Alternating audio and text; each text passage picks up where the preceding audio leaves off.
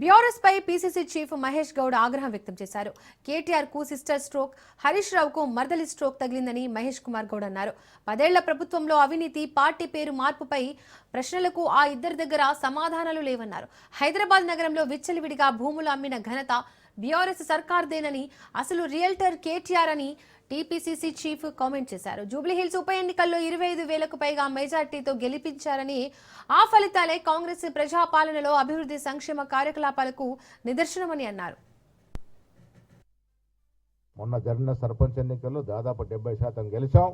కొన్ని చోట్ల కాంగ్రెస్ అభ్యర్థులే అధిక సంఖ్యలో పోటీ చేయడం వల్ల అక్కడక్కడ బీఆర్ఎస్ పార్టీ కొంత గెలిచింది.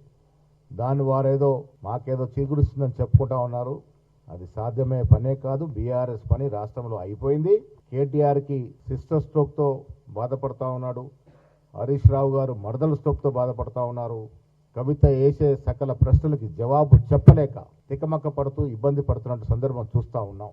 రాష్ట్రాన్ని 10 ఏళ్లుగా దోచుకున్న తీరుగును చెప్తే ప్రజలు కొంతవరకే నమ్మినారు. కానీ వీళ్ళ కవిత సాక్షాత్తు 10 ఏళ్ళు అక్కడ ఉండి అధికారుల నుండి కేసీఆర్ కూతురుగా వీళ్ళ బయటకు వచ్చి ఆవిడ మాట్లాడుతూ ఉంటే ఆ ప్రశ్నలకు జవాబు చెప్పలేనంటే తికమక్క స్థితిలో కేటీఆర్ గారు, హరీష్ రావు గారు ఉన్నారు.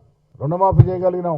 వాళ్ళు 10 ఏళ్లలో 10 నుంచి 15,000 కోట్లు చేస్తే మేము 12 మాసాల్లో 23,000 కోట్ల రుణమాఫీ చేయగలిగినాం. యథేచ్ఛగా యథావిధిగా రైతు భరోసా ఇస్తూ ఉన్నాం. ఇన్ని కార్యక్రమాలు చేసిన తరంలో ప్రజలు దీన్ని అర్థం చేసుకుంటా ఉన్నారు. మున్సిపల్ ఎన్నికల్లో కూడా కనీసం 80 నుంచి 90% సీట్లు మేము గెలిచి తీరుతాం. రాష్ట్రంలో సుపరిపాలన జరుగుతూ ఉంది.